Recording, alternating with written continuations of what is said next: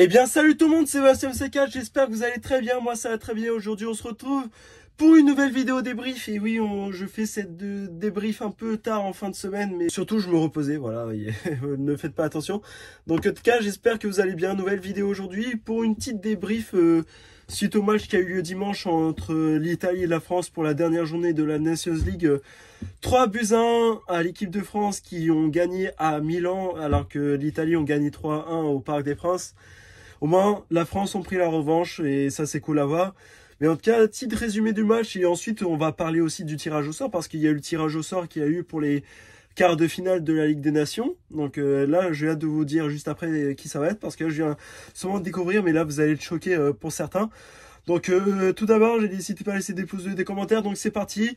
Donc ce que j'ai pensé du match, eh ben honnêtement, magnifique. Magnifique, surtout un très magnifique match de Lucas Digne déjà, qui jouait très bien ensemble et surtout avec Rabiot qui a mis un doublé.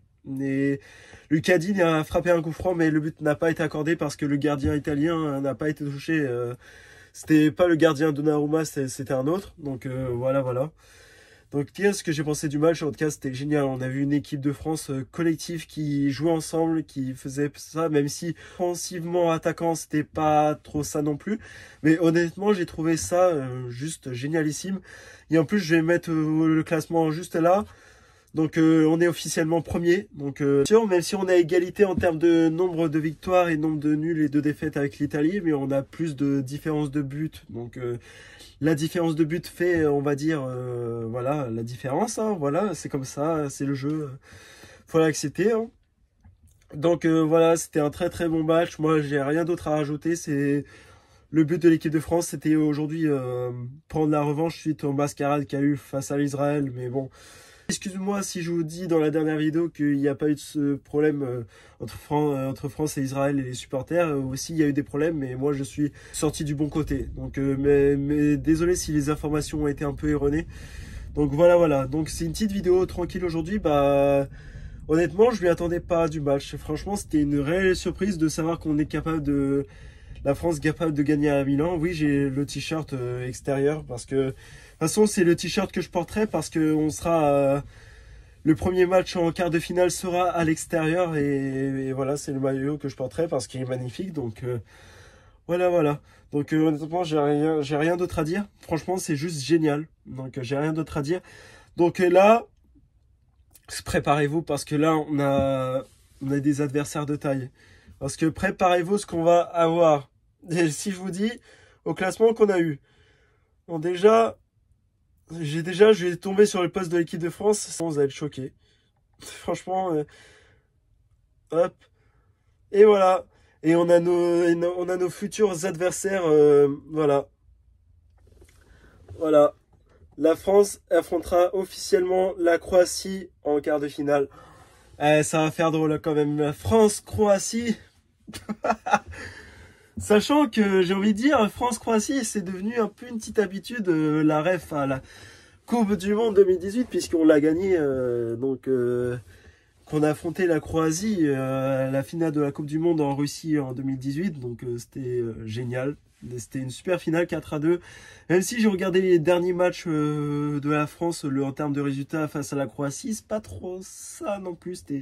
Les résultats étaient assez mitigés parce que pendant 2 années de suite, je crois que la France s'est tapé la Croatie 2 fois en groupe à la Ligue des Nations. La Croatie, c'est pas une équipe facilement à jouer. Donc j'ai hâte de savoir ce que ça va donner parce que je vous rappelle qu'il y a 2 matchs de quart de finale. Donc là, pour le coup, la France, pour la première manche, va jouer au stade de mon ami de Zagreb en Croatie. Parce que oui, Zagreb, c'est la capitale de la Croatie. Donc ils vont sûrement jouer là-bas. Donc... Et pareil, au retour, la France va certainement jouer en Stade de France ou au pire au Parc des Princes. Je pense que ça va tomber ça au deuxième manche. Et puis préparez-vous, parce qu'apparemment, vous allez être aussi surpris que moi, mais le tableau, il est un peu moche. Voilà. Voilà. Donc, voilà, première manche, voilà, ça donne ça. Les Pays-Bas tombent, qui étaient dans le groupe avec l'Allemagne, se tape l'Espagne la première manche, c'est-à-dire ça va jouer aux Pays-Bas. Croatie-France, bah forcément Croatie. Ensuite, il y a le Danemark affrontera le Portugal pour l'aller. Et l'Italie affrontera l'Allemagne pour l'aller. Et pour le retour, et ben, l'Allemagne, Italie, Portugal, Danemark, Espagne, Pays-Bas. Et du coup, il y a la fameuse revanche France-Croatie. Mais moi, je suis surpris du tableau. Je suis assez surpris de ce que ça va donner. Je pense que on peut s'attendre à de très très bons matchs, honnêtement. Donc, j'ai hâte de savoir ce que ça va donner. Et puis, parlons pas des barrages, parce que les barrages, on s'en fiche un petit peu. En tout cas, ce qui nous intéresse, c'est les matchs qui aura lieu en mars, les deux matchs quart de finale, les deux manches qui aura lieu en mars. Et puis, la demi-finale et la finale auront lieu en juin. Donc, ça va vite passer. Donc, en juin, on saura si on a gagné ou pas. Donc, la trêve va, j'espère, vite passer. Pour le moment, on ne sait pas si ça va passer encore vite. Donc, pas pour l'instant. Donc, on est vraiment dehors ce que ça va donner. Et en plus, il y a même dit Ligue des Nations, en cas de succès contre la Croatie, la France affronterait soit l'Espagne ou les Pays-Bas. Et c'est une triste réalité. Il faut se préparer contre l'Espagne ainsi en revanche, parce que l'Euro contre l'Espagne, c'était un peu compliqué. Mais franchement, le tirage au sort, voilà, ça va être... voilà. Mais en tout cas, c'était une belle surprise. Honnêtement, on a hâte de savoir ce que ça va donner. Puis, on verra ce que ça donne. Hein. On espère... parce que honnêtement, c'est pas facile à jouer la Croatie, hein, puisque de toute façon, si on gagne derrière les deux manches, et ben, on affrontera soit les Pays-Bas, soit l'Espagne, parce que chacun aura un match à domicile, donc ça va être un petit peu compliqué.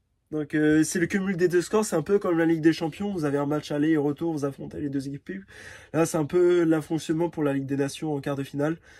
Et puis je pense que la France, s'ils jouent en demi-finale ou en finale, je pense qu'ils vont jouer à l'extérieur. Parce qu'on est tout en bas. Et puis en haut, vous avez le Portugal, l'Allemagne et tout. Là. Sachant que c'est une des équipes qui peuvent aller jusqu'en finale.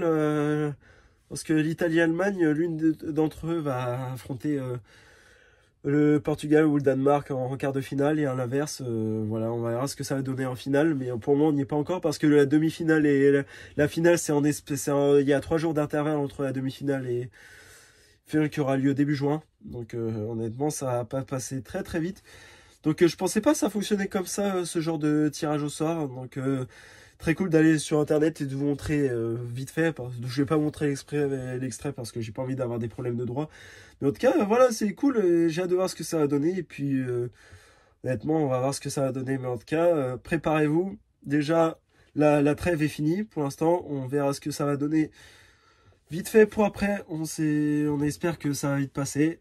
Pour le moment, il y a la Ligue 1, la Ligue des Champions qui reprend beaucoup avec le PSG et tout. Ça, bon courage pour les clubs en ce moment. Donc, on verra ce que ça va donner et préparez-vous en mars lors de la prochaine trêve internationale. Donc, j'espère que cela vous aura plu. Si c'est le cas, n'hésitez pas à laisser des pouces bleus et des commentaires. Si ça vous aura plu, n'hésitez pas à laisser des pouces bleus et des commentaires. Et si ça vous plaît, nous, on se retrouve pour le prochain débrief en mars avec la Croatie. Et moi, je vous dis à bientôt pour les quarts de finale, les deux manches contre la Croatie. C'était Bastien C4, à la prochaine, à plus.